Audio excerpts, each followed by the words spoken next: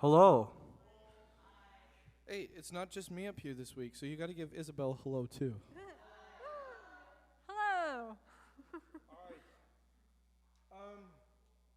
You guys failed, like miserably. You know how many song choices I got on the Instagram last week? This many. This many. Okay. Okay. We will make sure to post we can literally do it tonight. So, after this night, we will put it on the Instagram and we'll try again. But yes. All right. But yeah, we're going to do some worship. We're going to have an awesome night. I'm glad you're all here. I'm going to pray and then we're going to get started. All right. God, I just thank you so much that we can still gather like this, God. And I just pray that you'd protect us all from the virus right now. And, I just welcome your spirit here to come into our lives, to come into our bodies and just cleanse us, God. Cleanse us, from whatever might be going on in our lives spiritually, physically, mentally, whatever. God, I just pray that your spirit would come down and make an impact tonight, and I know it will. And, I just pray that you would bring your attentiveness into our hearts today. And, again, just let your will be done. Amen. Let's get started. Please stand.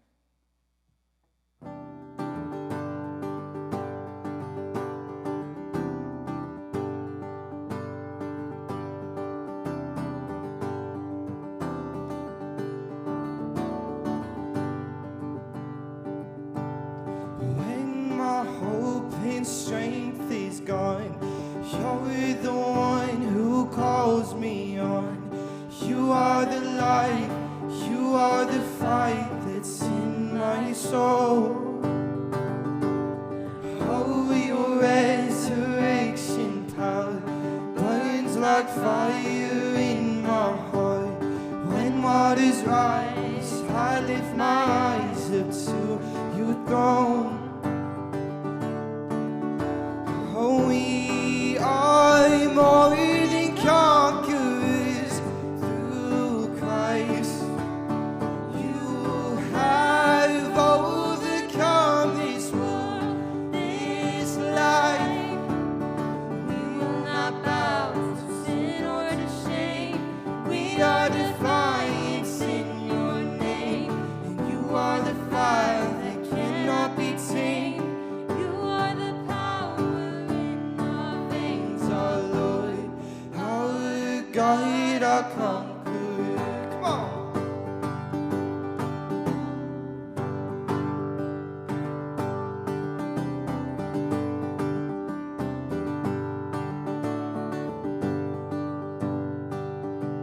Oh, I will sing into the night.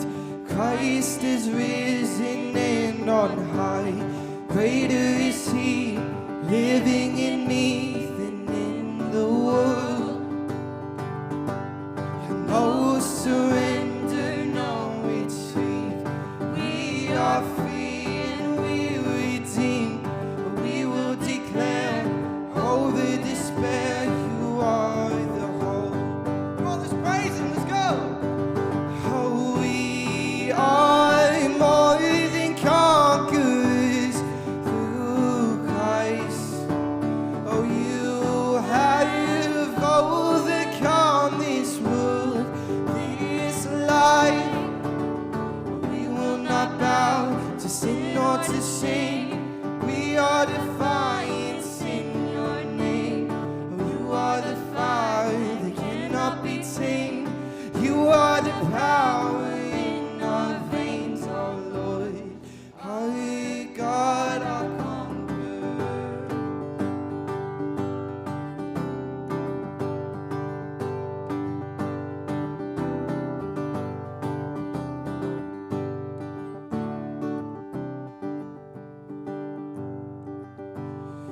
Nothing is impossible. Every chain is breakable with you. We are victorious. Oh, you are stronger than our hearts. You are greater than the dark. you. We are victorious. Nothing is impossible. Every chain is breakable with you. We are victorious. You are stronger than our hearts. You are greater than the dark. With you, we are victorious.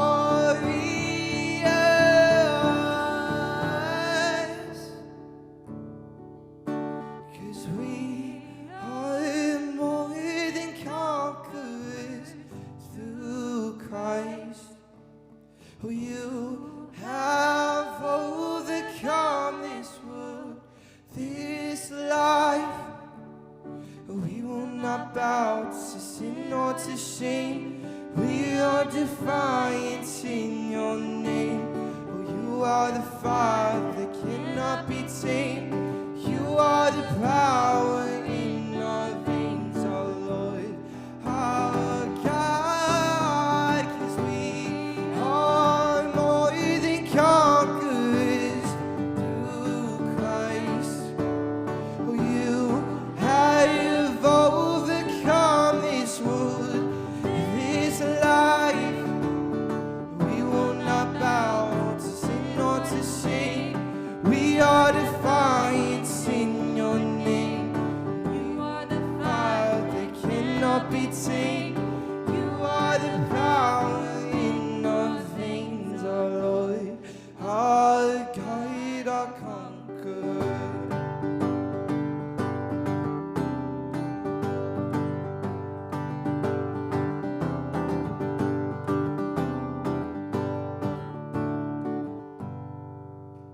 Awesome. This thing started here, and now it's down here. It sucks. It's okay. All right. We're going to keep praising God.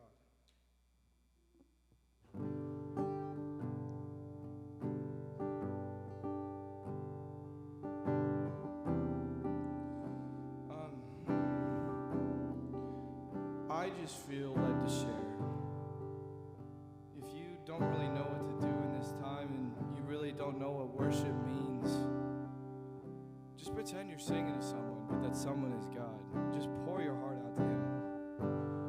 Pay attention to these lyrics. There's a verse that says, pray and worship in spirit and truth. So let's do that. Let's worship with our spirit and our head.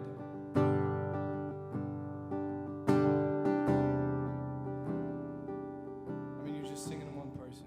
Let's do it. You put my tears inside your bottle.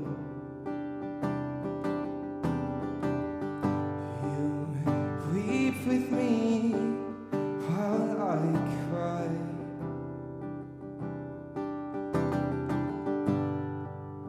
God, your goodness is like no other.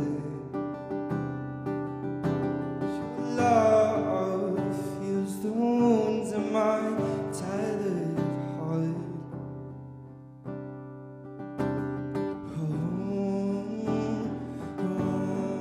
Nothing compares to your love. Nothing compares to the way that you love me. How you love me deeply.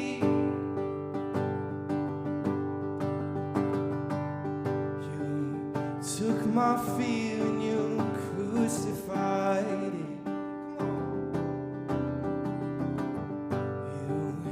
Took the nail scars that were mine. Oh, I'll shout of your endless glory. 'Cause God, it's your love heals the wounds of my tattered heart.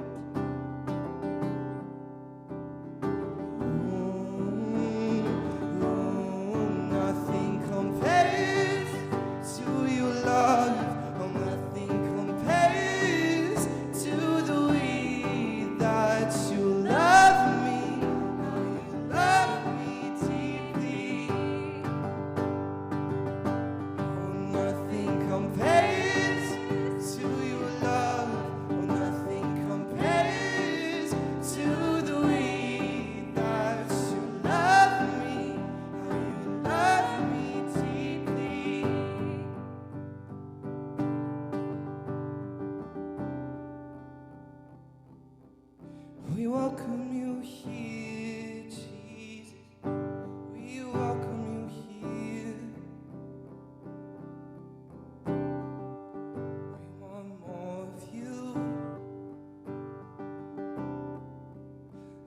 shout from the rooftops.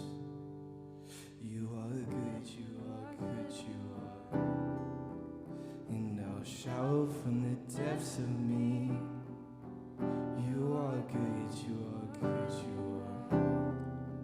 And I'll shout from the rooftops. You are good, you are good, you are. Oh, I'll shout from the depths of me. You are good, you are good, you are. Oh, I'll shout from the rooftops. You are good, you are good, you are. Oh, I'll shout from the depths of me. You are good, you are good, you are. You are good, you are good, you are. You are good, you are good, you are. 'Cause nothing compares to your love. Nothing compares to the way that you love me. How you love me deeply. Come on, sing. Nothing compares to your love. Nothing compares to the way that you love me. How you love me deeply. Nothing compares to your love. Nothing compares to the way that you love me. How you love me deeply.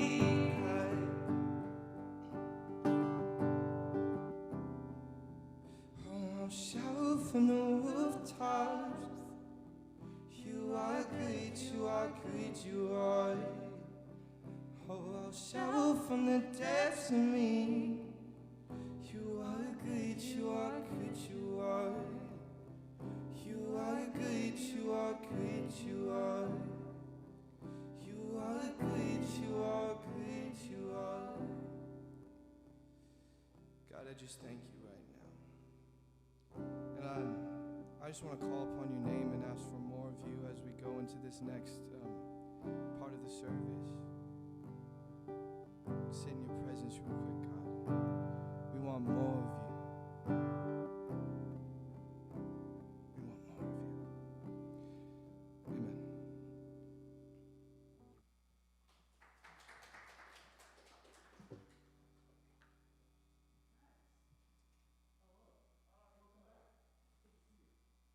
Amen. And you, come here real quick, you. Yeah, you. Guys, if you don't know, you guys met Melissa last week, right? Everybody remember Melissa? She's here. Does anybody know who this is? No. Does anybody not know who this is? Oh, see, perfect. This is my wife, Elizabeth, and she's going to answer the famous questions that Melissa got to ask last week. The trick is Liz actually knows the questions already. So, Liz, what is your full name? You can take your mask off for a second so people can see you. And if I grab Maggie's mic from this morning, is it going to be on? I mean, this is faster. Maggie, did you spit on this mic this morning? Good. Please tell everybody your full name. Elizabeth June Barber. And your social security number. Don't answer that question. Elizabeth June Barber, where did you go to school? So for high school, I went to Granite Bay. Yeah, and what was Granite Bay High School's mascot? The grizzly bear. And on 3, can you give everybody here your best impersonation of your school's mascot? Ready, set, go. Roar! I said on 3. 1, 2, 3. Roar! Thank you. You're welcome. My son I could do better. My Sorry, son would guys. say that that's not a very good grizzly impersonation. I know, I could do better. I'm sorry. Why do you not not right care now. about them? I feel like I was already on YouTube this morning for our church, and I can't do anymore. I reached my limit for the day. Do you guys want to hear Liz do it better? Yes, they want to hear Oh my goodness. your best grizzly impersonation. I'm sleeping on the couch tonight, everybody. I gotta have. Roar! That's good, that's good, that's good. Okay, Liz, would you rather be a pirate? This is where if you like pirates, you're supposed to go, "Arr," or a ninja? You know, I feel like every other time I'm asked this, I pick the different ones. I feel more ninja today. Okay, Feeling more today she's ninja. ninja. More Everybody ninja. was. Sometimes I picked pirate last time, but You did? I'm feeling ninja. Yeah, Was I there? yeah. We had a whole Pirates of the Caribbean like discussion. We did it at our small group like 2 weeks ago. Liz, are you a flicker, a sticker, or a licker? You know, I'm a sticker. She's a sticker. I'm a sticker. Sometimes I find her stickers all over the house. You're not supposed to tell people. You've told people so many things on this YouTube thing. Don't man. stick them. Last, The other options aren't much better. but certainly not least, And- if you could have any colored tube socks in the world, what would they be if they couldn't be blue? Yeah, blue's my favorite color. Could I do like sky blue with like clouds on them? What did I just ask her? What could they be? Okay, sunset with pretty clouds. But there's no blue in your sunset. Yeah, sunsets don't normally orangey. have blue. They have like orange and Sometimes they have purple. blue. Well, then no blue. You just said Okay. you qualified it Okay. and said no blue. And is there one more thing you'd like everybody to know about you? Who's your favorite 2.5-year-old in the world? Boaz. He's learning to say his last name too. It's super cute. I'm Boaz Barber. Yeah. We want pretty him to cute. know who he is. We went so- to Six Flags a week ago, and I was worried he was going to wander off in the park and not be able to we tell wrote our anybody. number on the back of his shirt just in case. I wrote my number on the back of his head. Did you not notice? Just You're in just, case. you're just saying that. Yeah, he's Okay, just saying you that. could, you could go sit down. Oh, okay. I'm not going to make you do anything else today. You're welcome. I told her at home today, I was like, you know, I was having trouble with this message today. I'll let you know. And Liz told me, well, let the Spirit lead. I'm like, be ready to share your testimony because, you know, God may have told me to, but she doesn't have to. So we're digging in. Here's what's going on. We are starting a 4-week series called this, Not So With You. Everybody say, Not So With You. And not like this, though. It's not like when I'm asking you guys, are you with me? And you're like, I'm not so with you. It's this. Jesus is talking to people, and he says, the world is this way, but not so with you. Meaning, the world does it this way, but as followers of me, you're going to do it different. Right? And we're going to take a look at our lives, and we're going to see if the way we're doing things is the same way the world is doing it, and if Jesus wants to do it differently. Does that make sense? Everybody okay with that? Cool. We're going to be in Matthew, so if you have your Bibles, you could totally cue it up. If you have it on your phone, that's even cooler because you can take it with you and you can highlight and take the verses. We're going to be in chapter 20 a little bit later, but I want to start off with just this, as I was thinking about this message, this idea that popped into my head. And I thought back to elementary school because it was pretty cool. I enjoyed elementary school for the most part until 5th grade. But we'll talk about that another day. But in elementary school, you got to be the line leader sometimes. Anybody remember line leaders? Did anybody? Okay, I know you homeschoolers, you're like, I'm always the line leader because I'm the only one in my class. That's okay. But here's the deal. In school, a lot of times in public school, there's lots of kids in your class, and sometimes the teacher needs to lead the class from the playground to the classroom, or the classroom to the computer lab, or the computer lab to PE or to lunch.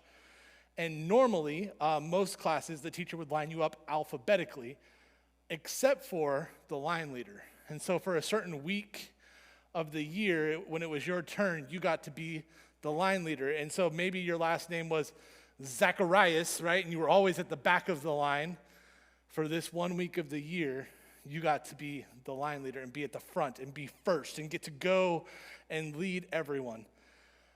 Small note about that, my last name starts with a B. So I was always near the front, except for I had a smart teacher one time that halfway through the year, she flipped the line. So instead of A's being at the front and Z's being in the back, and the Z's always being like, why do we have to be in the back of the line? She put the Z's in the front and the A's in the back and did it backwards, and I got to be at the back of the line, which I thought was really cool because I was always the guy in the front of the line. But Why do you guys think that being the line leader is important to people? Yell out an answer, anything. You're special. Why are you special? You get to be in front of everybody else. You get to be first, right? If the teacher of the class says, okay, class, line up, without assigning a line leader, what happens? There's pushing, shoving. It's like the Royal Rumble, right? Butting in line, toes getting stepped on, bodies bumped, hearts broken. You know, that one kid's like, I'm almost down in front of the line, and then Billy comes in and smashes her against the wall. Now, that might be a little extreme, right? But you get the point. And you remember, right, if you think back how it goes. Things don't really change much from elementary school to adulthood, I'll tell you. As you get older, you may grow out of being a line leader, right? But there's still a desire in our hearts to be first. It just takes on different forms. It's like this. One of the things that I love to do with students during non-COVID time when we get to go driving, I keep a list of the real shotgun rules in my glove compartment of my car. So if you go to like shotgunrules.com, there are official rules for calling shotgun. Does anybody know what calling shotgun is? Like you're going to the car, right? And it's time to go get in the car, and someone wants to sit in the front seat next to the driver. Here's some examples.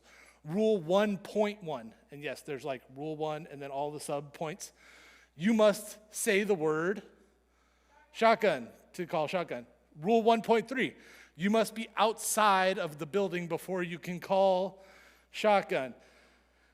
Rule 1.6, shotgun may be called for one ride, one destination, where everybody gets out. It does not have round trip coverage. You cannot call shotgun at the beginning of the day and be like, for the rest of the day, I call shotgun. Doesn't work. Rule 2.1, you must have your footwear on when you call shotgun. If you call shotgun without your shoes on, you must go barefoot for the rest of the trip. Okay? It's official rules. 2.4, if you're on a hike or activity or anything outside, first of all, you must be on your return trip, meaning you can't call shotgun right when you get out of the car. You must have gotten to the waterfall and be walking back to the car. Rule 2.4, you must be able to see the car in order to yell shotgun. And lastly, but certainly not least, if you manage to sit in the car seat before someone yells shotgun, the seat is yours. It belongs to you. You do not have to remove your butt from the seat. Right? Why is this important, right? Those are very good rules. Like I said, I keep a list in my car because I want to solve any fights. I don't want fights in my car. So they're official rules of shotgun. But think about this. Have you ever had a moment when you called shotgun, but there were only two people riding in the car, the driver and you? Right? It happens, right? You go to get in the car, so like shotgun, and you're like, yeah, because I don't play chauffeur. Like you're not sitting in the back like a soccer mom driving their kid to practice in the minivan. Like if you're riding in the car with me, you're sitting up front so we can have a conversation. But there's this thing about it. We want to be first, and calling it first, getting there first. There's often, when you're playing shotgun, debates that arise over who really said it first or who got there first. And it's ridiculous to think about that some people actually will physically fight over the front seat. Right? It's like fighting to be in the front of the line at school. And there's something special about being first. It's not just being the leader of the line. It's not just calling shotgun. Some people couldn't care less about those things. Instead, they want to be first in their class, right? Valedictorian. They want to be the first choice at the dance or to be asked by a guy to go on a date or a girl. This is 2021. They want to be first place in the race that they're running, or first chair in the band, or there's this expression, right? If you're not first, you're last, or second place is the first loser. Our culture places a very high priority on being first, and it's easy for us to become obsessed with it. It's almost as if our culture, our nation, our world was built on being first. right? We have the Billboard Top 100 songs we look to, right? There's the Grammys, the Oscars, the CMAs, the ESPYs that all give out awards for top album, top movie, top singer, top athlete. We're really, really wrapped up, right? There's an abundance of reality TV shows and competitions about being first. Survivor, right? The original. The Voice. American Ninja Warrior. All with the goal of competing and being first. We think about the biggest athletic challenge that we have, right? The one that got delayed last summer that might happen this summer, the Olympics. People train for their entire lives leading up to this 2-week period of competition when they can be their very best and try to be the number one in the world at what they do. Not to mention trying to have, maybe more for us, like the most likes, the most followers, the most subscribers on social media, right? Or at least more than that person that we don't really like and we're like comparing ourselves to. Anybody? No? Just esports tournaments. Boys in the back, I know. Video games. There are literally competitions to see who's the best video game player in the world. And people win real money and make full-time jobs out of video game competitions. All of these just to determine a winner. Someone or something being first place. Being in the shotgun seat. Being the line leader. In a world that's fixated on being first, life can feel like an unending race or competition, right? Striving to be the front of the line, striving to get first place or that seat. In a world that constantly emphasizes who's in first, it's easy for us to begin to believe that that's what matters. Anybody bought into it? Has there been a time when you were so focused on being the best that you didn't understand how good you really were, even if you weren't? So over the next 4 messages, this is what I want to look at, and I want to discuss. I want to discuss different ways that the culture that we live in affects our lives, right? It's more than standing in the front of the line. It's more than being on the top of the charts. It shows up in how we use our gifts, our power, what God's equipped us to do, our words, our time, our energy, our money, right? It expresses itself in who's the strongest, who's the prettiest, who's the smartest, who's the coolest. It affects our understanding of what it means to be a person. So here's the question. It's like, does striving to be first make our relationships better? Not usually. Does it make our schools better? Does it make our world better, our families better? Is there a way to live without being obsessed with being first? And is that way actually better than being first in the first place? The obsession with being first isn't new, right? We're going to look at a passage tonight where we see it in the Bible, but it's been around thousands of years. Civilizations have been the first and then toppled, come and gone. Nations, tribes, countries have been fighting for first place since the beginning. It's not just on the football field, it's on the battlefield. The history of the world is full of kings, queens, emperors, rulers who wanted to be first. And it is now, just like it was then, there are countries literally fighting, grasping, clawing, taking things that don't belong to them because they want to be first. And I'm going to talk about Jesus a lot for the next couple weeks, but because here's why, guys, we're at church. But he was a real person in a real place during a real time in history. And if Jesus is just a name to you, I hope that these messages will open up your eyes to who he was. And if you want to talk to any of our leaders after this more about him, we'd love to do that with you. But here's the reality Jesus stepped into when he was on earth, right? Jesus lived on earth during a time when Rome ruled the world. So the Roman Empire spanned from parts of Europe down to Africa over to Asia, and it existed for 500 years before it was eventually overthrown. I think there's a map you can throw up if you want to. It was literally the most extensive empire up to that day. Multiple countries, multiple civilizations. They ruled and reigned with like precision that people had never seen before. But they didn't remain the most powerful empire forever. But in Jesus' lifetime, they were the power that ruled the world.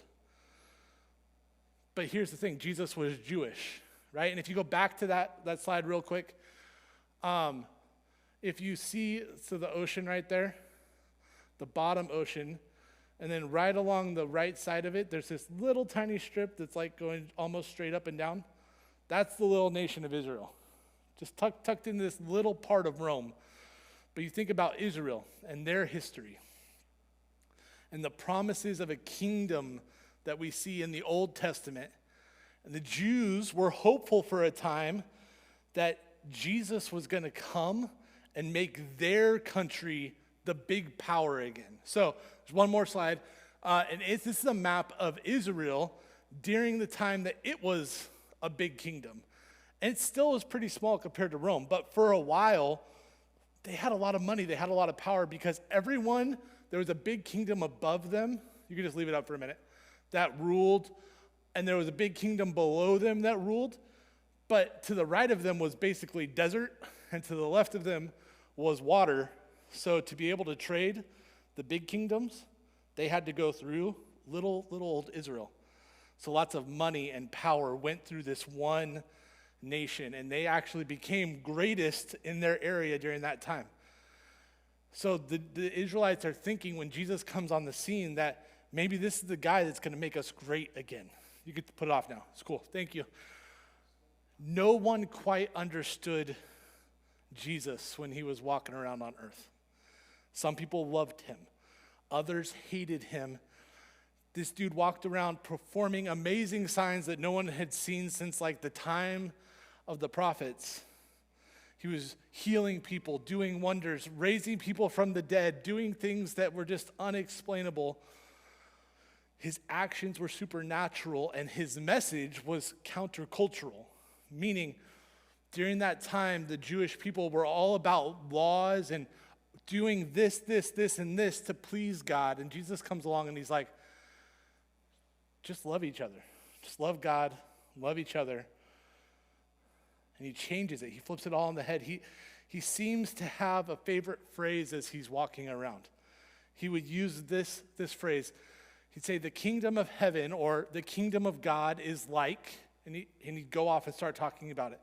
And he would use this phrase interchangeably, the kingdom of heaven or the kingdom of God, to explain why he was there, what his mission was about.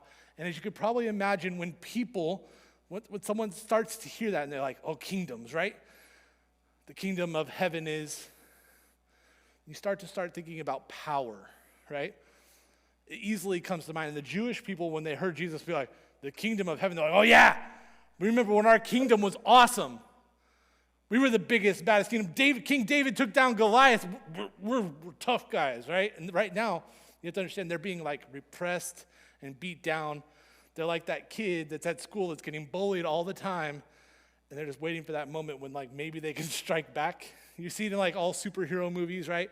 Spider-Man is getting beat up, right? And then gets bit by the spider, and then the bully comes to pick on him the next day, but he's not just Peter Parker anymore, right? He's Spider-Man. So what happens when Flash Thompson attacks him? He flies across with a dent in the locker. They're like, this is what Jesus is going to do. Our Spider-Man is here, right? So he starts talking about the kingdom of heaven. They're like, oh yeah, power. Come on, Jesus. And they thought that's what he was going to do, what he was talking about when he starts talking about heaven. They thought he was just a leader, another power-hungry man looking to overthrow Caesar, right? They had many people come along. that had tried to overthrow the Roman government in their area, not the whole Roman government, because that would be like impossible, but even just in Israel. They would have little uprisings, and then the Roman guards would come down and just like put it down. Kind of like the question I was talking to some of you out there, right? They were like the unlimited 5-year-olds. Right? And they're like trying to, you can't overtake them. They get repressed again. So many of the people who were following Jesus, even his own disciples, thought Jesus was bringing the new kingdom. That Jesus was just going to be another human king like their past kings, like Saul, like Solomon, like David. So what did his followers do? They wanted to get to the front of the line. Right? There are 4 accounts of Jesus' life in the Bible. We call them the Gospels: Matthew, Mark, Luke, John. Some of the authors were some of Jesus' disciples. One was a historian who did his research. But here's how Matthew's account describes one of the interaction between Jesus and his followers over being first. Right? It says this, Matthew 20, verses 20 and 21. It says, "Then the mother of James and John came to Jesus with her sons, and kneeling down, asked favor from him. 'What is it you want?' Jesus asked, and she said, 'Grant that these 2 sons of mine may sit at your right and the other on your left in your kingdom.'" Now, first of all, right, James and John asked their mom to talk to Jesus for them, right? I'm going to hit pause. I want you to think about this. I want to talk for a second about maturity. What's it mean to be mature? It's easy for us to describe, like when you mature, you grow physically and in strength and experience. But if we take a closer look at these verses, we're going to see that James and John are being immature right here. By asking their mom to talk to Jesus for them, right? This is something a child does. But these guys most likely are very older teenagers, 19, 20, 21. They're adults, right? A big part of maturity is taking responsibility for yourself. I have so many stories of like times I had to take responsibility for myself. One I was talking about today, I was working at a different church, and we were on a student leadership trip, and we had this super secret piece of the trip plan that we hadn't told any of the students about. It was going to be really cool. And I was young and wanted the students to like me, so I told a couple of the students what the super secret plan was. And then like the admin of our youth ministry got like super mad at me. I'm sorry, Cindy, if you're watching. And I had to go to her and I had to own it. And I had to be like, I'm sorry. I was wrong. I was thinking more about trying to get the students on my side than about the plan and everything we've been working towards for months. And I had to own it. I had to take responsibility for my actions, right? And I don't want you, like, parents are a blessing from God, but there comes a time when you have to learn to tie your own shoes, right? You have to get a job by yourself to pay for the things that you want. We have to speak for ourselves. Part of maturing as a person requires us to stop expecting our parents to do everything for us. This is why my 2.5-year-old son, every day I'll help him get the food into his mouth if he's having a hard time. But I'm like, Bo, eat your food. Take the fork, and he picks it up, stab the chicken, okay, put it in your mouth. But if I just feed him for the rest of his life, he's not going to mature. Let me tell you an example. I used to work at Jamba Juice as a manager, okay? Here's what I'll tell you if you ever want a job as a teenager. Number 1, don't have your mom drop off your application for you. I had 2 piles of applications that I kept at Jamba Juice. The ones brought in by moms that went in the trash can, and the ones that a student came in and looked me in the eye and asked me, "Can I please work for you?" went in the actual pile of people that I would consider hiring. There comes a point when you have to be mature and do it for yourself. So there's your turn in your application yourself. Number 2, follow up on it. Here's the deal. A place like Jamba Juice gets 5 to 10 applications a week. Students go online, they print it off, they fill it out, they bring it in. We don't have time during the middle of the day to look at them, so we just put them in a pile. I would hire the ones that called and followed up and said, hi, can I please speak to the manager? Hey, this is the manager. Hi, my name is, and it could express himself, my name is Billy Blanks. I dropped off an application the other day. I just wanted to follow up and see if you had a chance to look at it. I'm like, that's the kid I hired, right? Their parents, I'm not going to have to deal with a parent that's trying to manage their kid. I need to be able to manage their kid. And one that really wants the job because they're willing to follow up. So those of you who need a job or are looking for jobs in the future, drop off your own application, follow up respectfully, right? There you go. Don't come in dressed super shabbily when you drop off your application. You come in sweatpants with holes and your hair all messy. You're all appropriate for dropping off an application right now. Back to this. This may have been the case for James and John, right? They may have wanted their mom to get involved. They may have asked their mom to help them get what they wanted. Top spots in Jesus' kingdom that they were looking around. He's going to come make us great again. They wanted seats of power right next to Jesus. And if moms back then were anything like moms today, they'd go to any length to get their kids that spot. Like I say, but if you're smart enough to see through the request, it's not just about the boys. Because if mama's boys held positions of power, she would also receive perks, right? You don't need smartphones or social media for word to spread, because we find ourselves in the same thing happened back then that would happen now, right?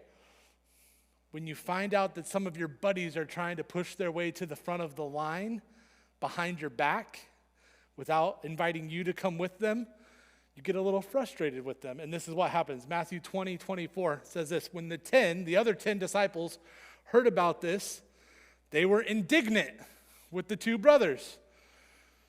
And you would be indignant too. In fact, this is your SAT, ACT word of the day. I want you to see how many times in the next week you can use the word indignant.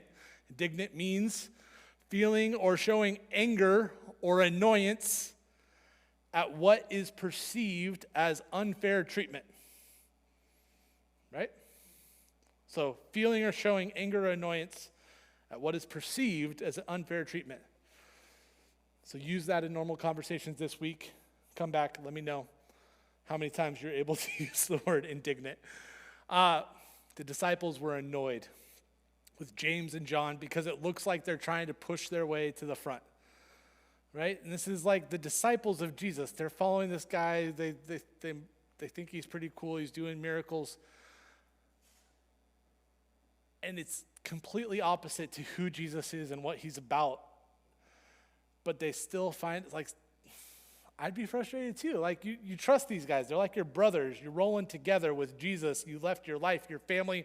You're going town to town with this dude because you think he's someone special. And you hear that your buddies are trying to sneak to the front. And you're like, come on, guys. So what happens, right? We all know what happens. When someone tries to force their way to the front, we push back. We try to get to the front first. Before emotions get out of hand, Jesus steps in and he lets them know, right, they're missing the point. That's what he says. Verse 24 and 25, Jesus calls them together and he says this: you know, the rulers of the Gentiles lord it over them, and their high officials exercise authority over them, but not so with you. Right? He huddles the guys together. He blows up their understanding of what power really is.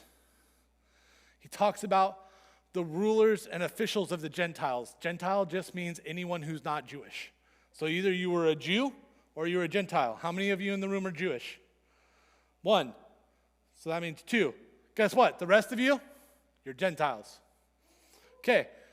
It's okay to be a Gentile as long as you love Jesus. But it's a term people use to distinguish between people but Jesus is using the term to refer to the category of power that these leaders had. Non-Jewish leaders, at that time, the Romans, he's saying they lord their power over people. They use it, they abuse it, they use it to get what they want. But the kingdom of God is not like the Roman Empire. Asking for a seat of power and pushing to the front of the line is missing the point. That's what everyone else does. That's what everyone else is about. But Jesus said this phrase, and it's what our whole series is built upon, not so with you, right? Not so with you is a small comment, but it's a big deal. Our world is obsessed with power. We talk about first place, controlling others, manipulating people, and being better than everyone else. But the kingdom of God is not so. For the guys in the room, it's getting a little personal for a second, right? As a man, it may be easy to believe that you are superior because your height, strength, age, knowledge, whatever it is, can lead to types of power and abuse that are harmful views for people to have, and especially for Christians to have. Sexism's not a cool thing. There is not a superior gender when God looks at people. But the world that we live in paints that picture sometimes, right? It's discrimination towards women because you're not men. There's discrimination towards men because you're not women. There's misogyny, which is disregard and disrespect towards women, right? Chauvinism, which causes men in their heads to elevate themselves over women. But here's what about Jesus saying, not so with you. Sexism, misogyny, chauvinism are not supposed to be part of God's kingdom. It might be a part of our culture. It might be popular on the shows we watch or the music that we listen to, right? It might exist in your home. But if you follow Jesus, it's not supposed to be part of who you are. And it's not just about gender. Sorry, guys, I had to pick on us for a second. Any type of power and privilege you have in life does not give you the right to abuse or to take advantage of others. The way of Jesus challenges us to view power and people differently. Here's what Jesus kept saying. It's Matthew 20, 25 to 28. It says, right after he says, not so with you, he says, instead, whoever wants to become great among you must be your servant. Whoever wants to be first must be your slave. Just as the Son of Man, that's Jesus talking about himself, just as I came not to be served, even though I'm God in the flesh walking around with you, right? But to serve and to give his life for the ransom of many. Wait, hold on. What was Jesus talking? Did you say he's going to die? We'll go back to that later. The way Jesus is painting the picture, like Jesus' way is different than any way the world had ever seen before or since, right? Jesus doesn't condemn power and influence. He redefines it as service, humility, sacrifice.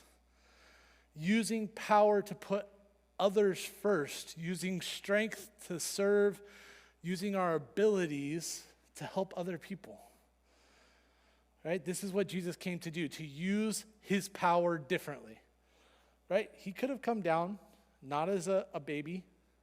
He could have come down as a full-grown guy. He could have come down not to a poor family, but to a palace. He could have come down and used his gifts that he used to heal poor, sick, lame people to earn money, healing those who had money to give him, right? How many people who were rich, who just lost a loved one, would pay to get that person back? Of course. Jesus takes his power and he uses it as an example of how we're supposed to live. He came to serve and sacrifice his life on a cross to save and rescue people from their sins and their separation from God, so they could have a relationship with him forever. Right? If you're a follower of Jesus, if you're a Christian, this is what it looks like, right? We are the most like Jesus when we use our power to give our lives away to make other people's lives better. So again, we're the most like Jesus when we use our power, meaning, the gifts God's given us. Maybe we're just able to talk to people. We're outgoing.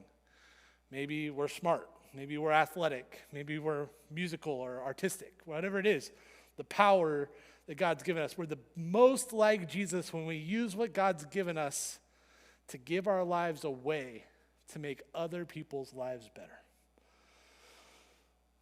Following Jesus should have an effect on how we view power, right? I want you to consider taking one of these steps to apply this message to your life this week, starting tonight, right?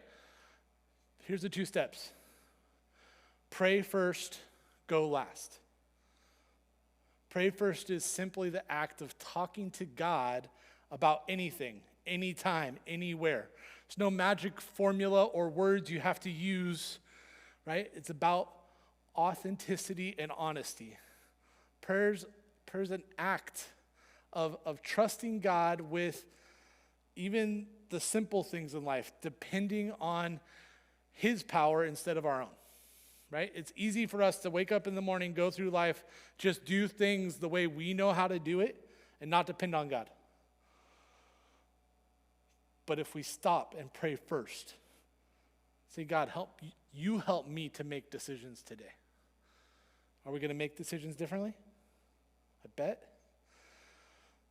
Depending on God for his power, not just our own.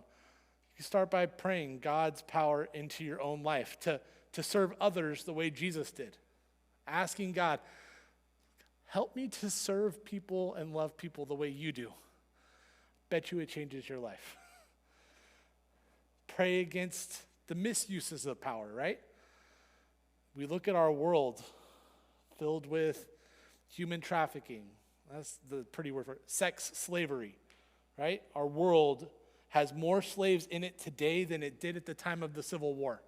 Wrap your head around that one.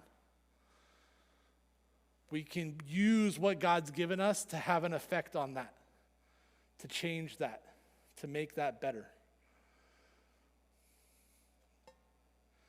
Pray against the misuse of power and for the opportunity to use your power to serve someone tonight, tomorrow, this week.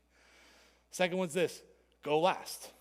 Pray first, go last. Crazy, right? Sometimes we have to break the habit of what the world has put upon us of wanting to go first, to live differently. Our culture tries to convince and convict us to go first and be the front of the line, and Jesus just wants us to use our power to put others first, right? Go last.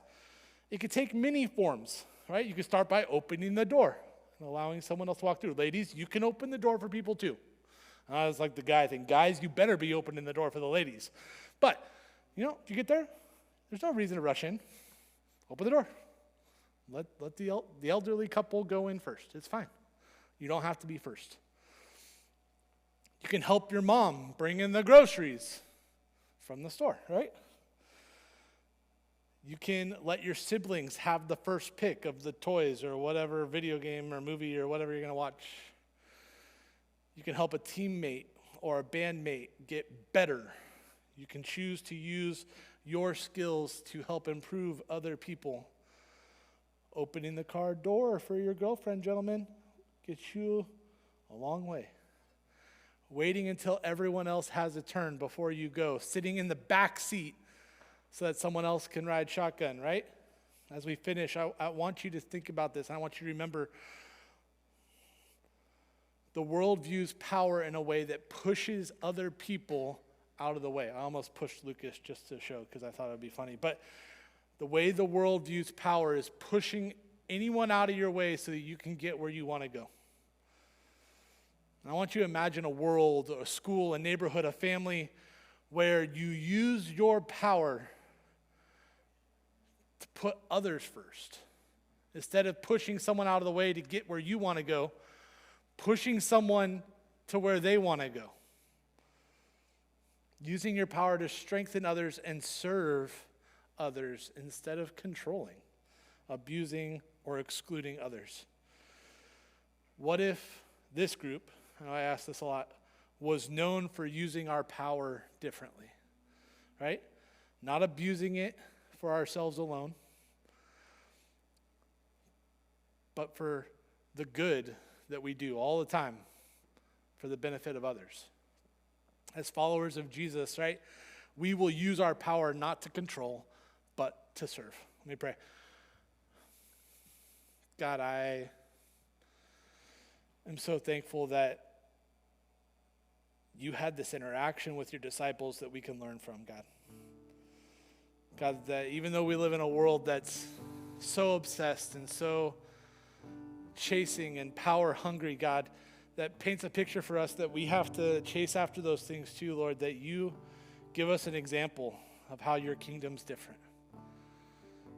God, that we can be people that just like you use our lives, our gifts, our ability, our time, our money, everything you've given us, God, to glorify and honor you by helping others. God, help us to be a people who pray first and go last. God, we pray that with humble hearts, God, because we know it's hard. We don't want to go last. We don't want to pray first. We want to be independent and do it ourselves and do it our way and get where we want to go, Lord. But we know that your plan's so much better. Help us to remember that when we're not here, when we're making the hard decisions, when we're out doing the regular life. We need you more and more. We love you, Jesus. Amen. Before you guys stand up, I just want to put something into perspective for you guys, right? Well, yes, Jesus was somebody. Obviously, Jesus was somebody. He was socially nobody. Like this dude, he wasn't in a political position. He didn't write a book. He didn't even own property. Like, Jesus was a nobody. He was born in a feeding trough in the middle of nowhere, and he was a carpenter's son that nobody knew. He was a nobody. Yet, while all these political leaders, all these philosophers and people spent their entire lives just trying to make a simple mark in history, and in 3 years, he changed the next 20 centuries.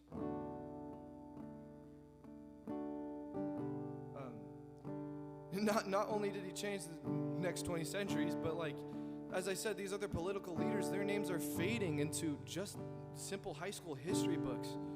But Jesus is here, and he's still the he's the focus of mainstream media controversy. He has thousands and thousands of books still being written about him in just 3 years.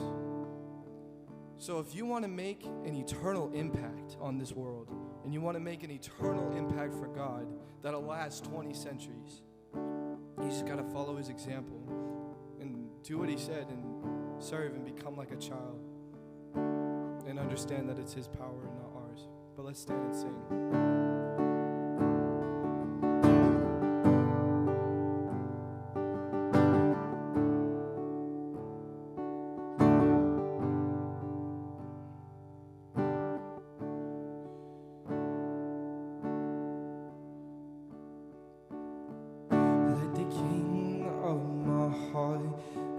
Mountain where I run, the fountain I drink from, oh, he is my song.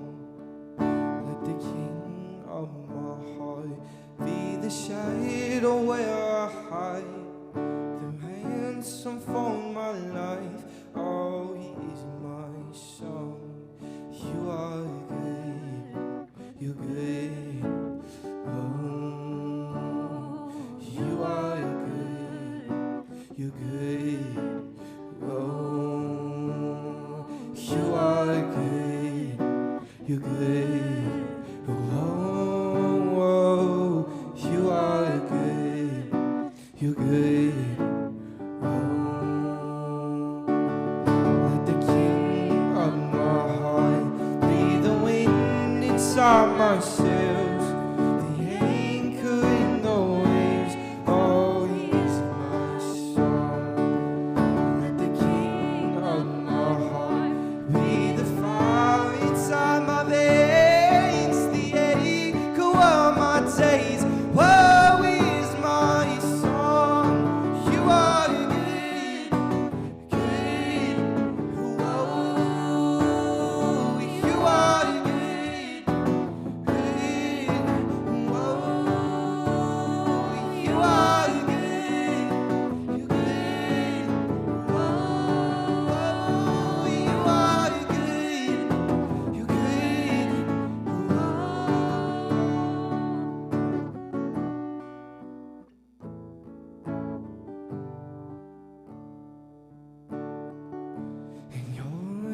never gonna you're never gonna let me down. You're never gonna you're never gonna let me down. You're never gonna you're never gonna let me down. No, you're not, Jesus. You're never gonna you're never gonna let me down. You're never gonna let me down. You're never gonna let me down. You're not, Jesus. You're never gonna let me down. You're never gonna You're never gonna let me down. You are good. You're good. Oh, come on. You are good. You're good. Oh, you are good. You're good. Oh, you are good. You're good. Oh, you are good. You're good. Oh, you are good. Oh, yes, you are. You are good. You're good. Oh, You are good.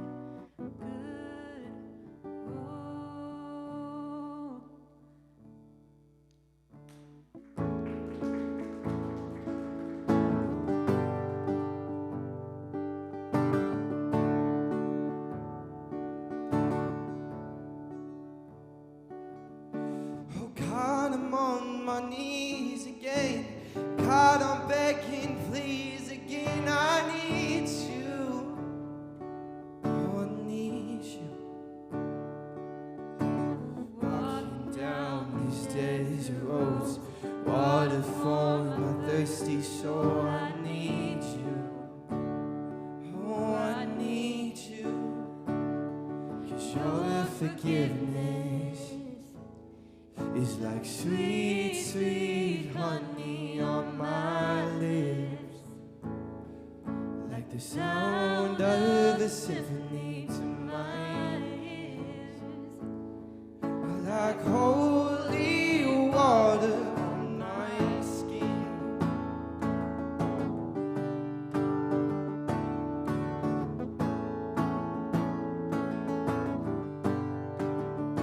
Oh, dead men walking a slave to sin. I wanna know about being born again. I need you.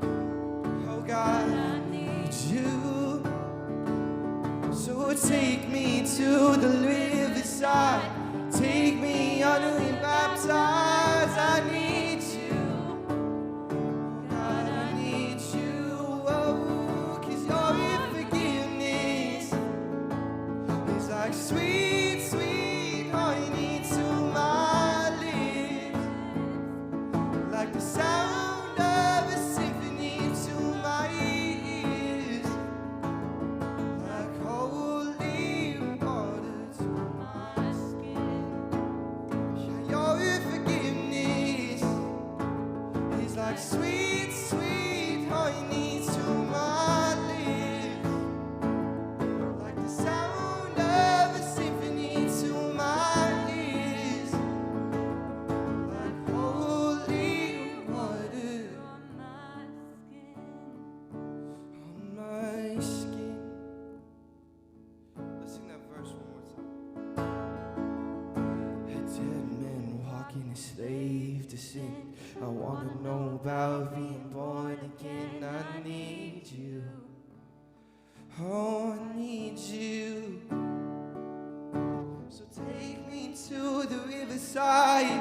Oh, take me out and baptize. I need you. Oh, God, I need you. Oh, your forgiveness is like sweet, sweet honey to my lips, like the sound of a symphony to my ears, like holy water to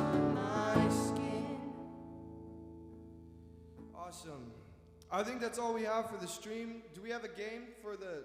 Okay, yeah. So if you're on the stream and you can come next week, please do, because we'd love to see your face and you get to play a fun game. But if not, goodbye. See you next week. Awesome.